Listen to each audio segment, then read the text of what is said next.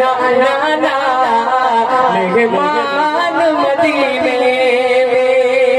ये मजा न सोचे जमात खामोश मुझे मिली करे पेश करायो हजरात आया नाना मेहमान मदीने में हजरात आया नाना मेहमान मदीने कलिलाए मुखे चौदो बन को थे इजाजत आज तो जनवा से जी ही आखिर ज़ियारत कलिलाए मुखे चौदो बन को थे इजाजत आज तो जनवा से जी ही आखिर ज़ियारत पति पंजो रखियो मुआ पति पंजो रखियो मुआ सामान मदीने में हजरात आया नाना मेहमान मदीने में हजरात आया नाना मेहमान मदीने में सो गुंबद खजरा जी मां माण्या राहत पियो थी मुसाफिर मां भी मिठा कया बैठत दावत पियो तो गुंबद खजरा जी मां माण्या राहत पियो थी मुसाफिर मां भी मिठा कया बैठत दावत पियो तुमो जन जन देवरी तुमो जन जन देवरी कुरान मदीने में हजरात आया नाना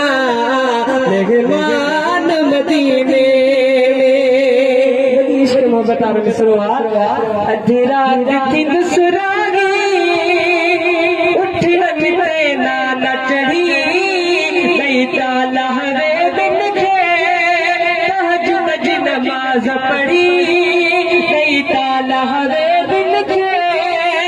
तहज्जुद की नमाज पढ़ी पतंग सुन फजर जी मां पतंग सुन फजर जी मां आजान मदीने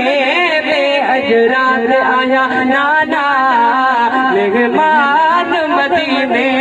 में हजरात आया नाना मेहमान मदीने में तुझे शहर में बचड़न जी शादी में कराया कासिम अकबर के मुड़ गलब पर आया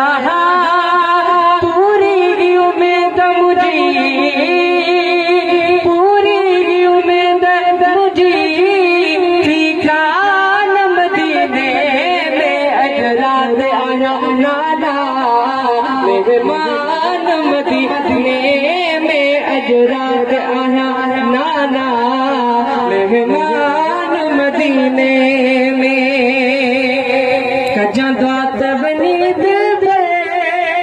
इम्तिहान में पास थिया तुझे दीन दास गए मरे गाजी अब्बास दिया तुझे दीन दास गए मरे गाजी अब्बास दिया रोई मेरा लगी लाल चयो रोई मेरा लगी लाल चयो सुल्तान मदीने में हजरात आया नाना मेहमान मदीने में हजरात आया नाना मेहमान मदीने में ईद दुनिया ईद से बरमान मदीने में हजरात आया नाना मेहमान मदीने में ना शरीफा जिला मदद अली मेतलो डोकरी सदन के आजाद जी का शरीफा सुभान अल्लाह।